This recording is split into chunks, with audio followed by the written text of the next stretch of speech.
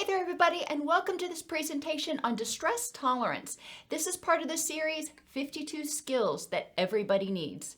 I'm your host, Dr. Elise Snipes. Let's start at the beginning. What is distress tolerance? Well, distress can be physical, like pain or lack of sleep, emotional, feeling sad, angry, or anxious, or cognitive, feeling overwhelmed or foggy-headed or anything like that. It's important to remember that distress is inevitable in life.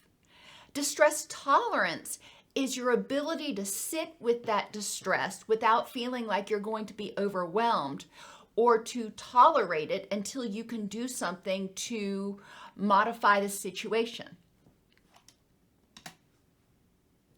Distress tolerance skills can help you prevent ramping up your distress. When we start to feel distress, pain, discomfort, we can either sit with it and say, okay, this is uncomfortable, I don't like it, it is what it is, or we can start getting angry that we feel in pain. We can start getting worried that it's going to get worse. And all of that just ramps up our stress levels, increases our muscle tension, increases our pain, increases our distress. Distress tolerance skills can also actually help you downregulate the stress response and get into your wise mind. Distress tolerance skills, since they're not going to encourage us to become more angry or anxious, the body's response stays level. And the body says, okay, you're overriding my desire to get freaked out about this, so I guess maybe there's not such a big deal anyway. And a lot of distress tolerance skills encourage you to slow your breathing and focus on the present moment, which can also help you slow down and trigger that rest and digest response. When you are overriding your stress response, it sends a message to your brain through your vagus nerve that, hey, there isn't really actually an overwhelming threat that we need to fight or flee right now. This is unpleasant, I don't like it, but it's not overwhelming, it's not dangerous to us. So the vagus nerve responds by triggering rest and digest. We've talked about the vagus nerve occasionally in the past, so we're going to start talking about it a little bit more. Distress tolerance skills can also help you stop from acting impulsively. A lot of times when we feel distress, what do we want to do? We want to scream, we want to flail, we want to run, we want to fight, we want to make it stop in some way. And distress tolerance skills encourage us to radically accept what is in the moment and then make decisions in our wise mind about what is the best way to handle this. And is there anything that I can do? Is there any use in engaging energy to try to fight with this? Some things you've just got to wait for. Distress tolerance skills can help you feel safer and less out of control or overwhelmed, because instead of telling yourself, this is overwhelming, I can't tolerate this, I have to have this stop, I'm going to go crazy, distress tolerance skills, you're telling yourself, all right, this sucks and I can get through it. This sucks and it will end at some point. Distress tolerance skills also can help you feel empowered to cope with adversity, because you start feeling more in control of your body. Instead of your stress response just going hither and yon, you're able to, again, manually override it, trigger the rest and digest, get into your wise mind, and make conscious decisions about the next best response. 10 distress tolerance skills. I divide them among a group 4 things, and I use the mnemonic tags: thoughts, activities, guided imagery, and sensations. But within each of those categories, there are different techniques. Under thoughts, you can have distress tolerant thoughts, and I encourage everybody to make a list of those. A lot of times We have thoughts that we developed in the past that are distress intolerant. Like I mentioned before, I can't tolerate this. This is overwhelming. I'm going to go crazy. When we tell ourselves those things, it ramps up our stress response. Distress tolerant thoughts are those things that we tell ourselves that are encouraging, that are calming, that are not dismissive of the distress, but accepting and recognizing that we can, guess what, tolerate it. Think about, what would you tell a child if they were getting ready to go through something really stressful, either airplanes or going to the doctor or going to the dentist or going into surgery, whatever it is, think starting a new school.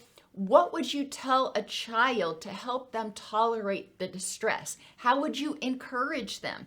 Acknowledge their fear, acknowledge their distress, and encourage them at the same time. You can help them recognize that they can deal with something that's unpleasant and get through it. Other thoughts that you can engage are distracting thoughts. And these are thoughts that are completely unrelated to the stressor. Instead of thinking about the test results that you're waiting on or the surgery that you're getting ready to go through and thinking to yourself, okay, I can get through this. I've been through other things. This is how I can tolerate it. This is how I can cope with it if the worst happens. Okay, those are your distress tolerant thoughts. When you're using distracting thoughts, you're actually using thoughts that are completely different. So you're thinking about what's going on around you. You're thinking about what you're going to do this evening. You're thinking about what you're going to eat for lunch. You are thinking about fill in the blank. Something that will occupy your mind. Not something just kind of fleeting, but what is it that you like to think about that you can immerse yourself in?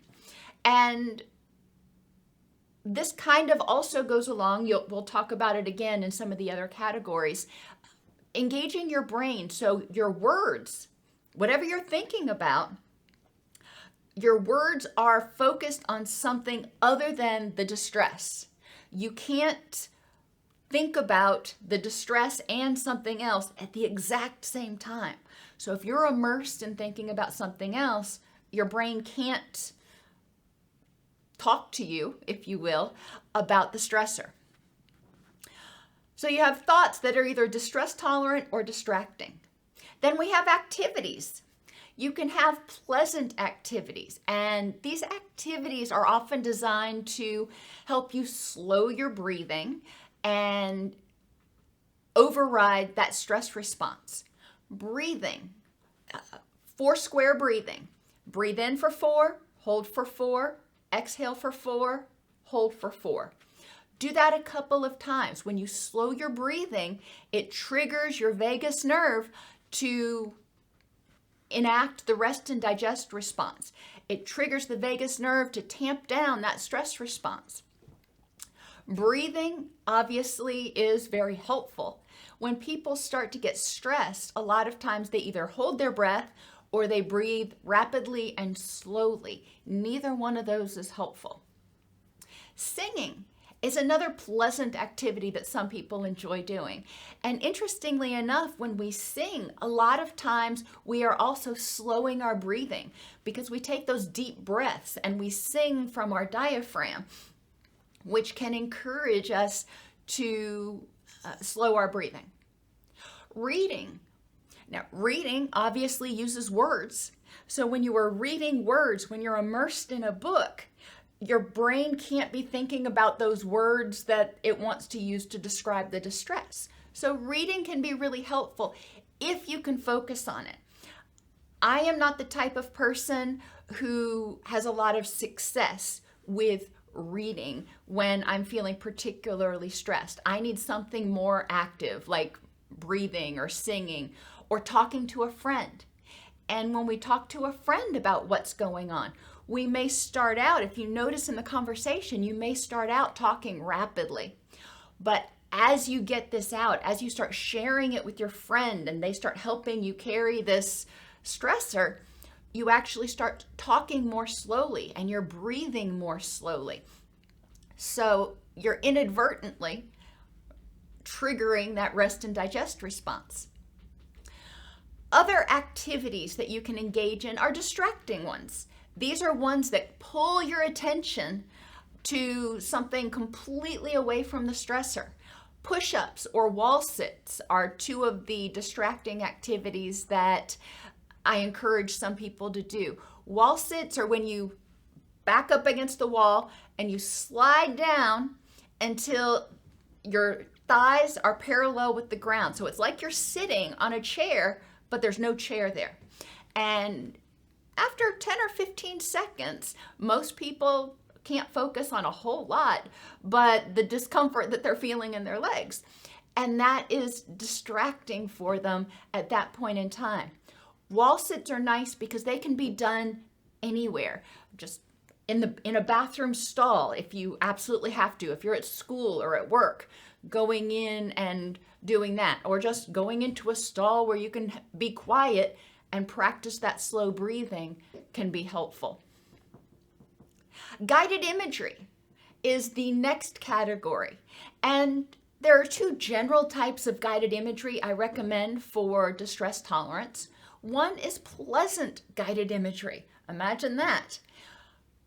Envisioning your favorite place, envisioning a safe place, envisioning something pleasant. It doesn't even have to be a place. You can envision, I love Jersey cows. So if I want to see in my mind, a lot of times I envision multiple cows on a farm, but I can really focus in on the face of the Jersey cow. Jersey cows have those big eyes and they tend to be very slow moving and often are very docile, which is also calming to the image and calming to me at least. But thinking about something that makes you happy, that makes you feel content at least. You can also use guided imagery that is safe or comforting, envisioning a force field around you that protects you from other people's words, from other people's energy. Obviously, the force field doesn't protect you from other people's physical assault, but envisioning a force field around you may help you feel safe from their negative energy and their criticism. Envisioning a guardian angel that is with you, envisioning God carrying you, like the poem Footprints in the Sand. There are a lot of different things that you can envision, or even envision a nurturing caregiver that is walking with you through whatever this is. Some of us have family members, caregivers who have passed on, yet their memory stays strong with us, and we can envision what it would be like if they were here with us right now. And finally, S stands for sensations. When we are using our senses, we are, even if we're not using our mouth and words, in our brain, we're describing things. We see something and we think, oh, that's yellow, or oh, that's black, or oh, that's a mess.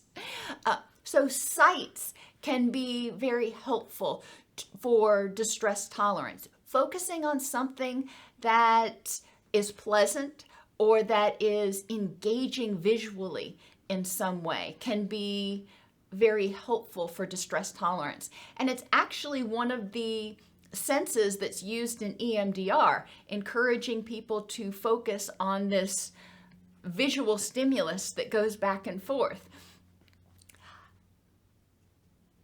What we see, hear, smell, feel, all of those senses are registered, taken in by the vagus nerve, and reported to the brain.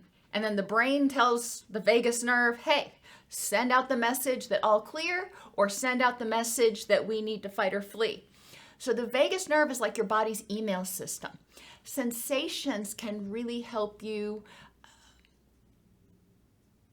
address or modulate your stress response system.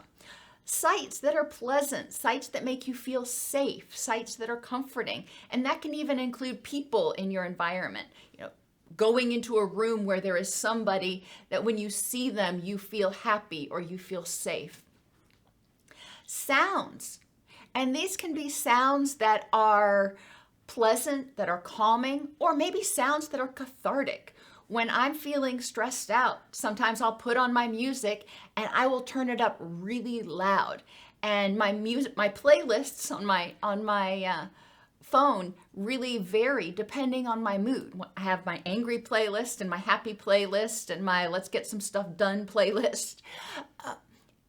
But sounds trigger memories, and memories trigger responses, trigger that vagus nerve, because it triggers our schema around that memory, and that schema, that memory, is either one that's pleasant or it's one that's stressful. So if we trigger some of those pleasant memories, then it's going to trigger the rest and digest. Smells can also be helpful for distress tolerance, and they can be, again, pleasant, things that trigger a relaxation response, things that trigger pleasant memories. I have talked to some people who prefer using noxious smells when they're distressed because it sort of jolts them out of their haze, their adrenaline haze that's being triggered by the distress. They smell something like rotten eggs, or I think worse than rotten eggs is rotten beans. If you've ever had beans go sour in your refrigerator and you open up the Tupperware and it's like, oh my goodness. Okay, that is enough to really draw your attention away from anything else you're thinking about. And then there's also certain baby diapers that can be particularly noxious, but you get the point. And finally, tactile. When we experience pressure, whether it's from a hug or from a weighted blanket or from your dog sitting on your lap, it actually triggers the release of oxytocin, which is a bonding hormone. And oxytocin triggers the release of dopamine, which helps us feel happier in some ways. And, dopamine's one of those good feeling neurochemicals. And also the release of serotonin.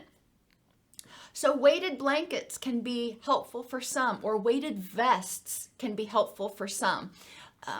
When your cat comes or your dog comes and sits on your chest, if you notice, you often have a shift. Even if you're not really stressed out, you may have a shift in how you're feeling when they're sitting right on you, especially if they're sitting on your chest, around your heart area, where you would feel pressure if somebody gave you a hug. It can really trigger that oxytocin response. Other things, though, you don't have to go with a weighted something or other. You can go with cold water. Splash cold water on your face, and it often will jolt you out of that distress cycle that you might be in. Or a warm bath that can help you relax and you can focus on that. A soft, fuzzy sweater or blanket. There are a lot of things. You get the point here. But when you are focusing on an external sensation, it triggers what we call the orienting response, which turns your attention to that stimulus and away from whatever's causing your distress. Again, remember that distress is inevitable. And some things we can calm down, get into our wise mind, and figure out how to address them. We had a situation, oh gosh, it's been about a year now, thankfully, that one of our dogs jumped over my garden fence and ripped his belly from stem to stern. It was ugly. And it was very, very distressful when it happened. However, distress tolerance skills, I employed those, took a couple of breaths, and I said, okay, what do we need to do here? So that was one of those that it was unpleasant, and it was something I was able to address. It was something I was able to do something about. I've had other situations in the past year when I had to have surgery. I couldn't fix that. I am terrified of surgery. I am terrified of going under anesthesia. However, it was something that had to be done, and I used the distress tolerant thoughts. I trusted my doctor, yada, yada, yada, but it was still kind of scary, and there was nothing I could do to change the situation. It had to be done. So the distress tolerance skills in that case were less about changing the situation and more about changing my reaction to the situation, allowing myself to feel scared, acknowledge that, yeah, this is kind of scary stuff, and sit through it and tolerate it. It didn't overwhelm me. It didn't kill me, obviously. And then when I woke up from the anesthesia, it was like, hey, I made it through. And that confirmed my belief that, hey, you can tolerate distress.